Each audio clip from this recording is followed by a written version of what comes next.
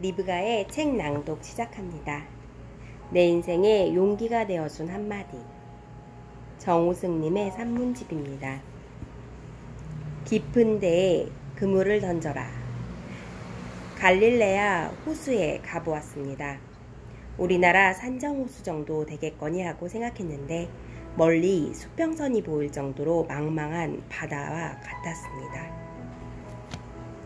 예수 시대의 작은 고립배라도 오갈 줄 알았으나 모터보트를 타고 호수 한가운데로 질주하거나 파도를 가르며 윈드서핑을 즐기는 휴양객들이 있는 현대화된 호수였습니다.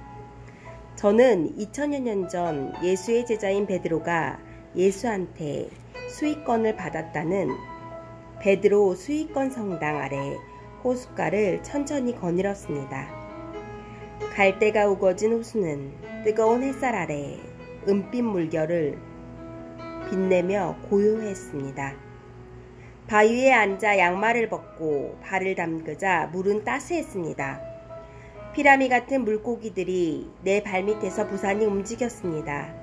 문득 이런 갈릴레아 호숫가에서 예수님을 만났을 가난한 어부 베드로의 모습이 떠올랐습니다.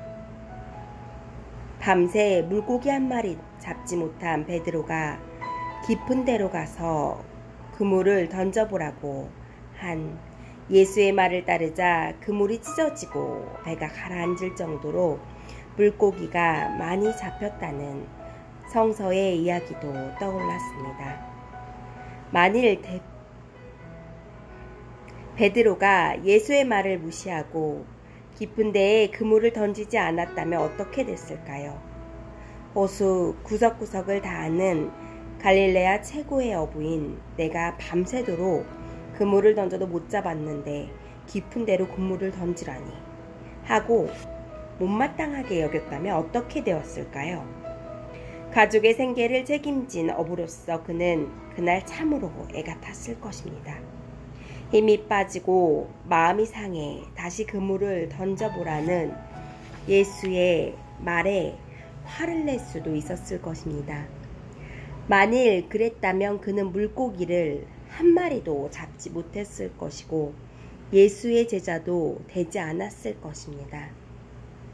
그러나 그는 그렇게 하지 않았습니다. 그때까지만 해도 누구인지 잘 알지 못하는 예수의 말을 그대로 따랐습니다. 저는 갈릴레아 푸른 물결을 오랫동안 바라보며 베드로의 이 점이 아주 중요하다고 생각했습니다.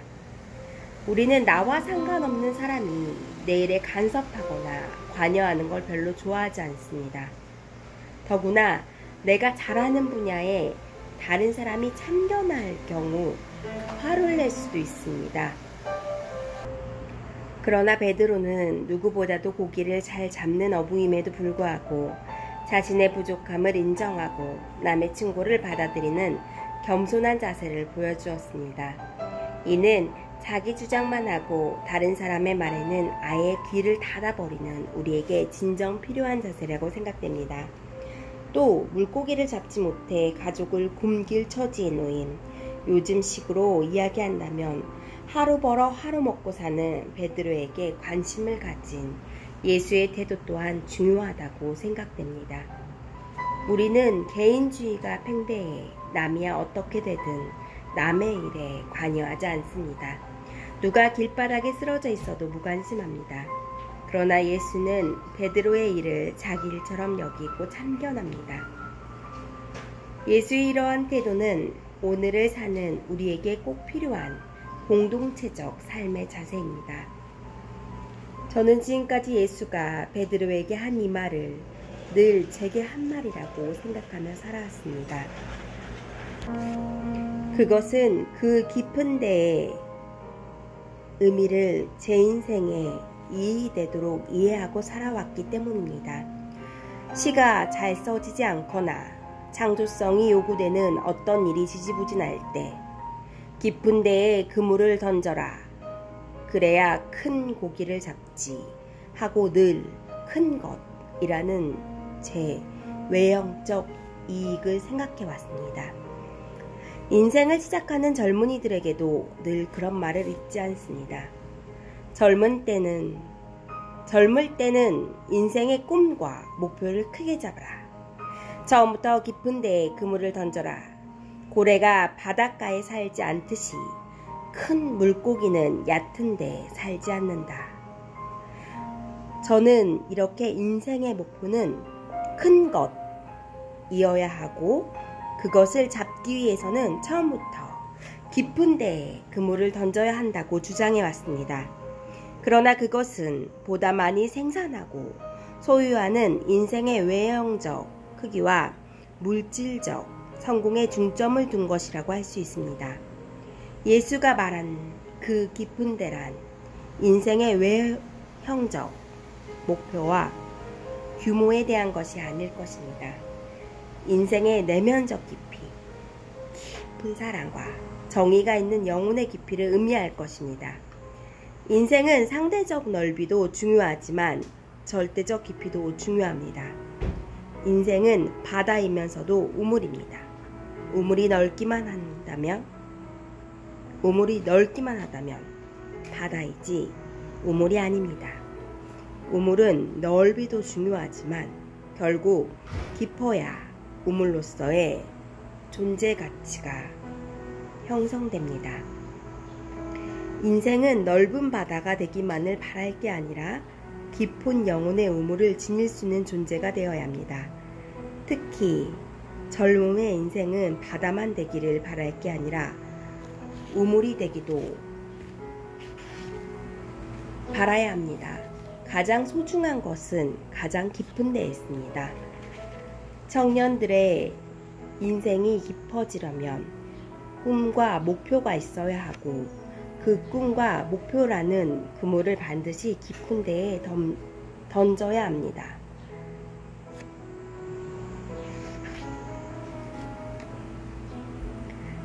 사는 게 뭐 별거라고 그냥 되는 대로 살지 뭐.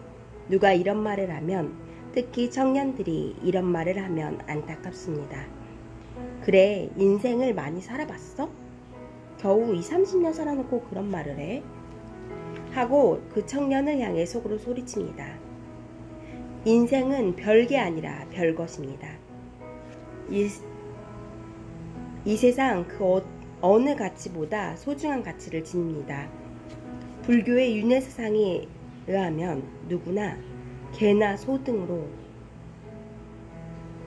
태어날 수 있습니다. 그러나 우리는 지금 인간으로 태어나 살고 있습니다. 이는 참으로 소중한 현재적 가치입니다.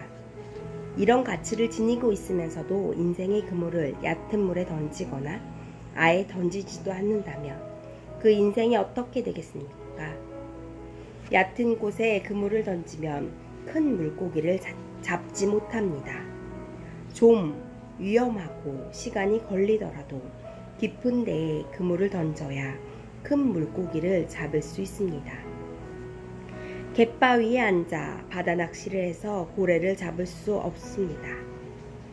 아무리 위험해도 포경선을 타고 망망대해로 나가야 고래를 잡을 수 있습니다. 반기문 유엔 사무총장도 외교관이라는 깊은 곳에 그물을 던졌기 때문에 연간 51억 달러의 예산을 집행하는 세계의 대통령이 되었습니다. 19살 때 백악관에서 만난 케네디 대통령의 반 총장에게 장래의 희망이 무엇이냐고 물었을 때 그는 망설임 없이 외교관이라고 대답했습니다. 그것은 아마 그가 어릴 때부터 깊은 곳에 그물을 던졌다는 것을 의미합니다. 인생은 각자 다 다르고 다른 만큼 소중합니다. 나의 것이라고 함부로 대할 수 있는 존재가 아닙니다. 인생은 어떤 의미에서 나의 인생이지만 나의 것이 아닙니다. 스스로 소중히 여겨야 할 객체이며 그 객체는 진정한 예의와 책임을 요구합니다. 그러기 위해서는 꿈을 크게 가져야 하고 깊은 곳에 그물을 던질 수 있어야 합니다. 예수가 무엇을 먹을까, 무엇을 입을까 걱정하지 말라고 말씀하신 것도 먹고 입는 것에 먹고 입는 것에 인생의 시간을 빼앗기지 말고 남을 위해 보다 큰 꿈을 꾸며 살라는 의미일 것입니다. 성철 스님이 밥은 죽지 않을 정도로만 먹고 옷은 살이 보이지 않을 정도면 됐고 공부는 밤을 새워서 하라고 말씀하신 것도 인생의 깊은 곳에 그물을 던지라는 말씀일 것입니다. 예수는 베드로를 제자로 삼음으로써 물고기를 낚는 물질의 어부에서 사람을 낚는 영혼의 어부로 전환시켰습니다. 물고기가 많이 잡히기만을 바라는 평범한 어부로 하여금 깊은 데에 그물을 던지게 함으로써 인간을 낚을 수 있는 진리의 어부가 되게 했습니다. 이것은 베드로의 삶의 내면이 깊어짐으로써 인생의 깊이 또한 더욱 깊어진 것을 의미합니다. 이상 리브가의 책 낭독이었습니다. 감사합니다. 사랑합니다. 목소리로 사랑을 전하는 리브가였습니다.